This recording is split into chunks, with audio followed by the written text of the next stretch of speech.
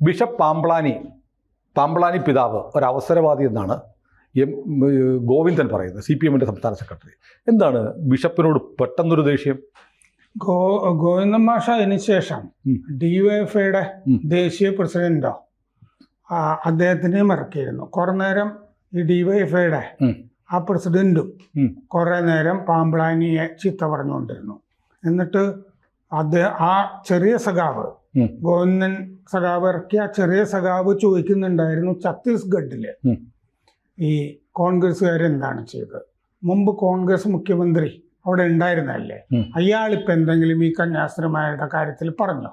ഇപ്പൊ അവിടുത്തെ MP-യോ കോൺഗ്രസ് നേതാക്കളോ MLA-യോ ആരെങ്കിലും ഒക്കെ ഇതിനെപ്പറ്റി സംസാരിച്ചു? BJP-കാരൻ ചോദിച്ചല്ലേ?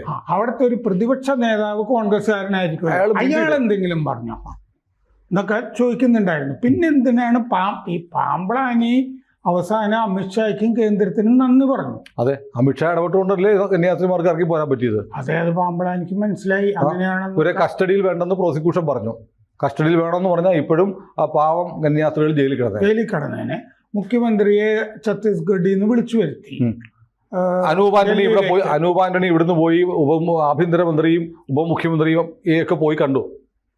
അത് കഴിഞ്ഞ് ഡൽഹിയിലേക്ക് മുഖ്യമന്ത്രിയെ അവർ വിളിച്ചു വരുത്തി.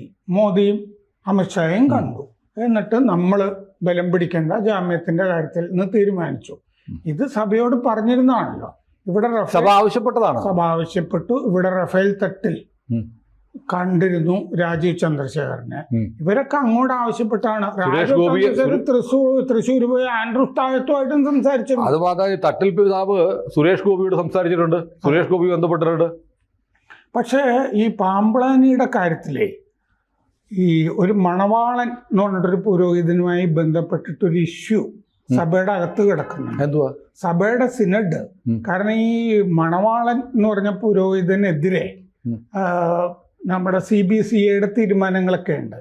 അയാൾ അങ്ങനെ അടുപ്പിക്കേണ്ടതില്ല എന്നൊക്കെ പറഞ്ഞിട്ട്. പക്ഷേ ഈ ജോസഫ് മണവാളൻ എന്നോ മറ്റാണെന്ന് തോന്നുന്നു. ഇപ്പൊ പെട്ടെന്ന് പറഞ്ഞപ്പോ മൊത്തം സംഭവം എനിക്ക് ഓർമ്മയില്ല. സിനിമ അതുണ്ടായിരുന്നു, മണവാളൻ. അല്ലേ? അതെ. അപ്പൊ ഈ മണവാളൻ എന്ന് പറഞ്ഞ വൈദികന്റെ കാര്യത്തില് ഈ സിനഡിന് വിരുദ്ധമായ നിലപാട് പാമ്പ്ളാനി എടുത്തിട്ട് സിനഡ് പാമ്പ്ളാനിയെ അടുത്ത കാലത്ത് ശാസിച്ചിട്ടുണ്ട്. ഇങ്ങനൊരു സംഭവം ഉണ്ട്. അപ്പോൾ ഞാൻ ഈ പറഞ്ഞ കാര്യം കുറച്ചുകൂടി ഡീറ്റെയിൽഡ് ആയിട്ട് ചിലപ്പോൾ പാർട്ടിക്കൊക്കെ അറിയാമായിരിക്കാം. കാരണം അവിടെ നിന്ന് ഈ സഭ പാർട്ടി എന്നൊക്കെ പറഞ്ഞ ഏതാണ്ട് ഒരേ സ്ട്രക്ചറാണല്ലോ. അല്ല, മാത്രം പാർട്ടിക്കാരായ ചില സഹാക്കന്മാരും ബിഷപ്പുമാരും ഉണ്ട്. അതുകൊണ്ട് ഇപ്പോൾ എത്ര പേരല്ലേ, ആ കൂർലോസ് ഉണ്ട്, മിലിത്തിയോസ് ഉണ്ട്, ഇങ്ങനെ പല ആളുകളും ഒക്കെ ഉണ്ട്. അത് വേറെ സഭയാണെന്ന് മാത്രമേ ഉള്ളൂ, ഇതിൻ്റെ അകത്തും കാണും. അപ്പം അതുകൊണ്ട് ഇങ്ങനെ പാമ്പ്ളാനിക്ക് സഭയുടെ അകത്ത്, നമ്മുടെ പ്രേക്ഷകർക്കോ ആളുകൾക്കോ അറിയില്ലായിരിക്കും, സഭയുടെ അകത്തൊരു തിക്കുമുട്ടൽ അനുഭവിക്കുന്ന ആളാണ് ഈ പാമ്പ്ളാനി പിതാവ്. എന്നാ ആ സമയത്ത് നമുക്ക് കയറി ഒന്ന് കൊത്താം എന്ന് വിചാരിച്ചിട്ടായിരിക്കും ചിലപ്പോൾ ഗോവിന്ദനും ഈ കുട്ടി സഖാക്കളൊക്കെ ഇറങ്ങിയിരിക്കുന്നത്. പാമ്പ്ളാനി ആദ്യം വളരെ രൂക്ഷമായിട്ട് BJP ആക്രമിച്ചിരുന്നു. ആ സമയത്ത് നമ്മൾ ചർച്ച ചെയ്താണ്, ഞങ്ങൾക്കും തിരിച്ചടിക്കാൻ അറിയാം എന്നൊക്കെയുള്ള മട്ടില് അവരുടെ റാലിയൊക്കെ. അപ്പൊ ഇവർ കൈയടിച്ചു. അപ്പൊ കൈയടിച്ചു. അതാണ് പ്രശ്നം. ഇത് പണ്ടത്തെ പോലെ ഒരു പുലിവാലി പിടിച്ചിരിക്കുക. ആ താമരശ്ശേരി രൂപതയിലെ റെമിജിയോസ് ഇഞ്ചനാനി അദ്ദേഹത്തിനെ പറ്റിയാണോ എന്ന് അറിഞ്ഞുകൂടാ. ആ നികൃഷ്ട ജീവി എന്ന് വിളിച്ചില്ല പിണറായി പറഞ്ഞത്. പിണറായി വിളിച്ചില്ലേ നികൃഷ്ട ജീവി എന്ന് പറഞ്ഞു. ബേബി അല്ലേ രൂപത എന്നും പറഞ്ഞാണ്. അങ്ങനെയും പറഞ്ഞിരുന്നു ആ മത്തായി ചാക്കോയുടെ ആ കാലത്തും ഒക്കെ. അപ്പോ അങ്ങനെ സഭയെ വിമർശിച്ചിട്ട് പിന്നീട് മറ്റേ സഭയില് അരമനയൊക്കെ നിരങ്ങുന്നൊക്കെ ഉണ്ടായിരുന്നു ഇവര് സഹാക്കള്. പിന്നീട് ഉപതെരഞ്ഞെടുപ്പൊക്കെ വന്നില്ലേ, മത്തായി ചാക്കോ മരിച്ചിട്ട് പിന്നീട് ഉപതെരഞ്ഞെടുപ്പ് വന്നു, അതിലൊരു സഖാവ് ജയിച്ചു. പിന്നെ ആ സഖാവ് പാർട്ടിക്കെതിരായി പാർട്ടിയിൽ നിന്ന് ശാസന വാങ്ങി. എങ്ങനെ? ആ സഖാവ് അവിടെ നടന്ന ഒരു ലവ് ജിഹാദിനെതിരെ നിലപാടെടുത്തു. അദ്ദേഹം സഭയുടെ കൂടെ, ജോർജ് തോമസ് അല്ലേ, ജില്ലാ കമ്മിറ്റി അതെ, അദ്ദേഹം സഭയുടെ കൂടെ നിന്നു. അങ്ങനെ അങ്ങേര് പാർട്ടിക്ക് വേണ്ടാതായി. അങ്ങേര് സഖാവാണെങ്കിൽ ഒരു ക്രിസ്ത്യൻ സഖാവാണല്ലോ. സഭയുടെ വോട്ടൊക്കെ കിട്ടിയിട്ടല്ലേ അവിടെ ജയിക്കുന്നത്. പക്ഷെ കുടിയേറ്റ സ്ഥലമല്ലേ താമരശ്ശേരി എന്നൊക്കെ പറയുന്നത്. അപ്പോൾ അദ്ദേഹം അന്ന് സഭയുടെ കൂടെ നിന്നു. ലവ് ജിഹാദിൽ പാർട്ടിയുടെ നിലപാടല്ല ഞങ്ങളുടേത് എന്ന് അദ്ദേഹം ഒരു നിലപാടെടുത്തു. അതായിരുന്നു ശരി. ഇന്ന് പാമ്പ്ളാനി പിതാവ് പറഞ്ഞതാണ് ശരി. കാരണം അദ്ദേഹത്തിന് അതിനെപ്പറ്റി ഒരു റിയലൈസേഷൻ ഉണ്ട്, തിരിച്ചറിവുണ്ട്. എങ്ങനെയാണ് ഇതൊക്കെ സംഭവിച്ചതെന്ന് CBCIക്ക് കാത്തലിക് കൃത്യമായിട്ട് അറിയാം. ഇവിടെ പാമ്പ്ളാനി പിതാവ് മാത്രമല്ല, വേറെ ഇല്ലേ ഡൽഹിയിലും മുംബൈയിലും ഒക്കെയുള്ള മെത്രാന്മാരും ഒക്കെ ഇത് തന്നെയാണ് പറയുന്നത്.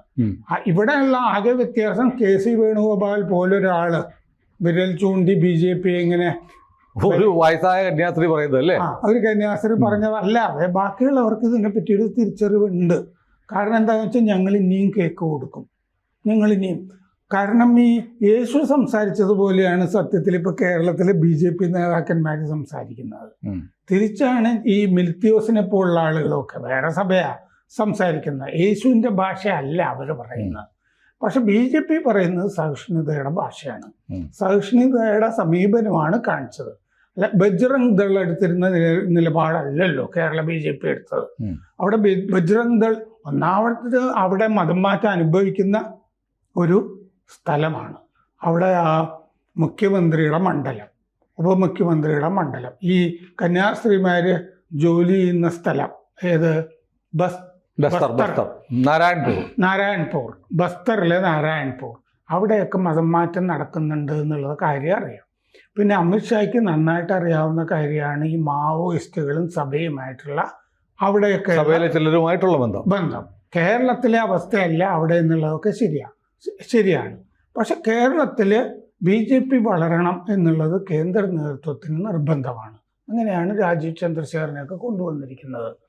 ഇനി ന്യൂനപക്ഷങ്ങൾ കൂടുതൽ അതിനകത്ത് സ്ഥാനാർത്ഥി ജോർജ് കുര്യൻ അപ്പം പറഞ്ഞ എന്താണ്, ഉത്തരവാദിത്തപ്പെട്ടവർ ചെയ്യേണ്ട കാര്യങ്ങൾ ചെയ്തില്ല എന്ന് ജോർജ് കുര്യൻ പറഞ്ഞു. ആരെയും കുറ്റപ്പെടുത്തിയില്ല. ജോർജ് കുര്യൻ ഉദ്ദേശിച്ചത് CBCI കൊള്ളാവുന്ന വക്കീലിനൊന്നും വെച്ചു കൊടുത്തിട്ടില്ല എന്നാണല്ലോ. അത് സത്യവുമായിരുന്നു. പിന്നീടും അത് വേണ്ട രീതിയിൽ ഒന്നുമല്ല. കോൺഗ്രസ്സുകാരെ അവിടെ പോവുകയൊക്കെ ചെയ്തിരുന്നു, ചില MLA ഒക്കെ പോയിരുന്നു. അവരൊരു നല്ല വക്കീലിനെ വെച്ചു കൊടുത്തില്ല.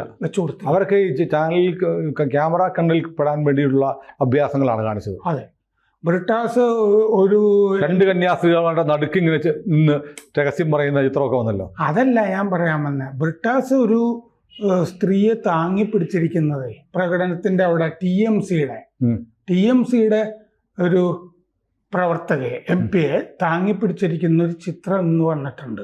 ഇന്നലത്തെ മറ്റേ ഇലക്ഷൻ കമ്മീഷൻ മാർച്ച്.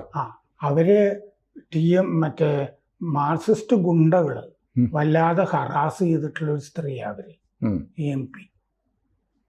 അപ്പോൾ ഈ സമയത്ത് ഒരു താങ്ങിപ്പിടിക്കുന്നതേ ഒരു പ്രായശ്ചിത്തം ഒക്കെയാണ്. ബ്രിട്ടാസിനൊന്നും അറിയാൻ മേലായിരിക്കും, വീഴാൻ പോകുന്നത് കണ്ടപ്പോൾ പിടിച്ചു, അത്രേ ഉള്ളൂ. ബ്രിട്ടേഴ്സിന് അത്രയും വിവരമില്ലേ, മാധ്യമപ്രവർത്തകനൊക്കെ. ഇത്രയും MP-മാരുള്ളപ്പോൾ ആരാ CPM-മാർ തല്ലി എന്നൊക്കെ എങ്ങനെ അറിയും? ഇവരാരാ എന്താ? ഒന്നാമത് ബംഗാളിലെ പാർട്ടിക്കാരെ പറ്റി ഇപ്പൊ അന്വേഷിച്ചിട്ട് എന്ത് കാര്യം ഇല്ലേ? മാത്രമല്ല ബ്രിട്ടാസ് രാജ്യസഭ MP-യും കൂടിയാണ്. ഒരു ലോകസഭയിലാണെങ്കിൽ അത്രയും പരിചയം കൂടെ ഒരു പരിചയമില്ല. അപ്പൊ അവരെ പറ്റി 300 പേരെന്ന് പറയുന്ന ഒരു ആൾക്കൂട്ടമല്ലേ. ആ MP-യുടെ കഥ അതിഭീകരമാണ് കേട്ടോ. അപ്പൊ നമ്മൾ സംസാരിക്കുമ്പോൾ ഞാൻ ഓർത്തു ആ കഥയൊന്നും നമുക്ക് എടുത്ത് നമുക്ക് നാളെ സംസാരിക്കാം. അത് നമുക്ക് നാളെ അവരുടെ മാത്രം കഥ സംസാരിക്കാം. ഈ ബ്രിട്ടാസ് താങ്ങി പിടിച്ച ഈ ഏതോ ദൈവം, ബ്രിട്ടാസ് പഴയ സെമിനാരി ഒക്കെ ആണല്ലോ, അച്ഛനാകാൻ പോയതല്ലേ. അപ്പൊ അതുകൊണ്ട് ഇപ്പോൾ ചെയ്ത ഒരു യേശുവിൻ്റെ വിളിയായിട്ടൊക്കെ നമുക്ക് കരുതാം. എന്തായാലും ഈ പാമ്പ്ളാനി പിതാവിന് തിരിച്ചറിവുണ്ടായപ്പോൾ അദ്ദേഹം ഒരു സത്യം വിളിച്ചു പറഞ്ഞതിനെ ഗോവിന്ദൻ ഇങ്ങനെ ചോദ്യം ശരിയായില്ല. കുട്ടി സഖാക്കളെ അദ്ദേഹത്തിനെതിരെ, അദ്ദേഹം BJP-ക്കെതിരെ സംസാരിച്ച പോലെ എന്തുകൊണ്ട് ഇത്രയും ചീത്ത കേട്ടിട്ട് CPM-നെതിരെ രംഗത്ത് വരുന്നില്ല? അതാണ് പ്രശ്നം. അദ്ദേഹത്തിന് പറഞ്ഞുകൂടെ, എനിക്ക് തിരിച്ചറിവുണ്ടായി, അതിൽ നടന്ന സംഭവങ്ങളെപ്പറ്റി എനിക്ക് ധാരണയുണ്ട്, കന്യാസ്ത്രീമാർ പുറത്തേക്ക് ഇറങ്ങി വന്നത് ഇങ്ങനെയാണ്. പാമ്പ്ളാനിക്കും ജീവിച്ചു പോണ്ടേ. അപ്പോൾ മറ്റേ CPM ഗുണ്ടകളെ അദ്ദേഹം ഭയക്കുന്നു എന്നാണോ ഈ പറഞ്ഞു വരുന്നത്? കർത്താവ് പണ്ടത്തെ പോലെ നേരിട്ടിറങ്ങി ഒന്നും രക്ഷിക്കൊന്നുമില്ല.